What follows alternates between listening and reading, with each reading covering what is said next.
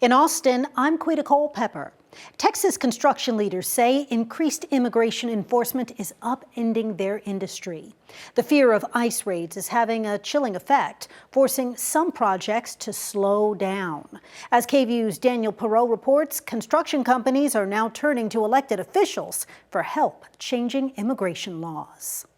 There's a bunch of fear in not just the workers, but also the community. Across Texas, increased immigration enforcement is causing workers, even those with proper documentation, to steer clear of job sites, leading to labor shortages in industries like construction and restaurants. Mario Guerrero with the South Texas Builders Association says the Rio Grande Valley is among the hardest hit areas. They're not showing up with warrants.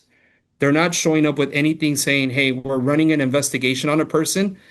Here is the credentials to show it. They're just sweeping up everybody that they can. According to the Federal Reserve of Dallas, the Rio Grande Valley saw a 5% drop in construction jobs in the third quarter of last year, the largest decline among major regional industries. Guerrero says typically a 2,100 square foot home would take about 4 months to build. Now it's between 9 and 11 months. We have a system in the United States that has failed us to prepare a proper workforce for our communities. Without enough workers and construction slowed, it sends ripple effects throughout the economy. Some economists say that it could drive housing prices higher. Guerrero says his industry needs help, so they're turning to lawmakers. Last week, his group met with Representative Monica De La Cruz, who expressed support for a visa program for construction workers, similar to one already in place for agriculture. We're not asking for you not to do the raids, we're just asking, please don't do it at our job sites where you have low-hanging fruit. Last week, U.S. Senator John Cornyn said he's open to legislation addressing the need for qualified workers, but not until the border's secure. Not going to dive into the changing our immigration laws at a time when we're still in the process of removing people who shouldn't be here in the first place. As elected officials debate solutions, local leaders say they're just trying to keep projects staffed and communities growing. In Austin, Daniel Perot, KVUE News. Loved ones and law enforcement gathered in Austin to remember one of their own. Caldwell County Constable Deputy Aaron Armstrong was shot and killed earlier this month. At the time of the shooting, he was working off-duty, working security at Club Rodeo in North Austin. On Tuesday, friends and family gathered for Deputy Armstrong's funeral service at Shoreline Church in North Austin. His brother, Jason, talked about the outpouring of love that's come in the wake of Aaron's death and the legacy he leaves behind. His friends have been constantly coming up to me and telling how much Aaron has meant to them, what he's given and how he's helped people. He gave of himself freely. I like to think I want to continue that legacy with Aaron and make sure that he's still remembered that way. Was followed by a procession with police honors. Dozens of officers saluted as his casket was carried to a hearse and driven to his final resting place in Belton. 2 suspects accused in Armstrong's death are in custody. 38-year-old Thomas Vences, who had been escorted out of the nightclub, is accused of shooting Armstrong. He's facing a capital murder of a peace officer charge. Another man, Ronaldo Colindres Simon, was charged with assault on a police officer.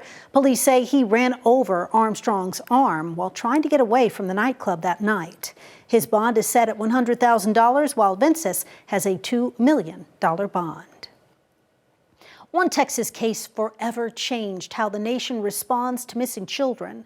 30 years ago this week, 9-year-old Amber Hagerman was abducted in Arlington, Texas, a crime that shocked the country and led to the creation of the Amber Alert System. Here's more from KVUE's Bob Buckaloo. Family video of a little girl lost.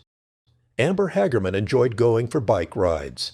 On a Sunday afternoon in January 1996, Amber was riding in a grocery store parking lot in her Arlington neighborhood when a man approached her. A witness who lived near the store saw what happened next. And he run up behind her and grabbed her right under her arms and picked her up. And he turned around and come right back to here where his truck was, where the door was open, and put her in the truck. 4 days later, the search for Amber ended in heartbreak. Her body was found in a creek just a few miles from where she was taken. Her murder remains unsolved to this day. The tragedy sparked outrage and deep reflection. What if more people had known about Amber's abduction sooner? That question led directly to change. In 1997, Texas launched the first Amber Alert, named in Amber's memory, designed to rapidly share information about child abductions. Statewide and local alerts are now broadcast in all 50 states. They're posted on highway signs and sent to cell phones. As of 2025, the system helped rescue over 1,200 children, with many recoveries directly resulting from public tips after an alert was issued. Data shows that over 90% of children in alert cases are found, many within hours, due to public tips and swift action. Several years ago, at a Remembrance for Amber, her mother spoke to the importance of the system that Amber's family helped to create. I'm very, very proud of it because it is help saving our children's lives. It's helped bringing our children back to mommy and daddy. While Amber Hagerman's life was tragically cut short, her legacy continues, reminding us perhaps that from a devastating loss, life-saving change can happen. Bob Buckaloo, KVUE News. Hayes County leaders are warning people about a rabies outbreak in that area. Health officials say the outbreak is affecting local wildlife. KVUE's Jessica Cha spoke with leaders there to see what they're seeing now and how to take precautions. Out in Hayes County, you'll have lots of options to connect with Mother Nature. We have invested over $100 million to protect and preserve our green space. But the beauty of nature also has its ugly side, according to the Hayes County Judge Ruben Bacheta. The state's Department of State Health Services notified us that in the several county footprint, there are enough cases of rabies that have been lab confirmed to cause concern. On Saturday, the Hayes County Health Department took to social media to announce a rabies outbreak. A rabies outbreak might sound alarming, but experts with DSHS say that rabies is actually common all throughout Texas, and that an outbreak just means that they had a higher than usual number of cases. In 2023, there were 8 animals identified in Hayes County with rabies. In 2024, that was 6, and then that increased to 19 in 2025. And so that's a pretty significant increase. Chris Van Dusen with the State Health Department says they're not sure why there's a spike in rabies cases for the Hayes County area, but any mammal can be infected, including humans. Certainly foxes right now would be at the top of that list.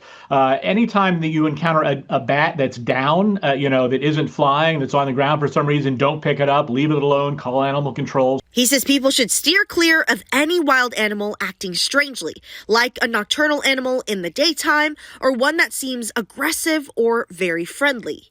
And make sure to get your pets vaccinated against it too, so you can still enjoy Mother Nature. In San Marcos, Jessica Cha, KVUE News. Those are the headlines in Austin. I'm Quita Culpepper.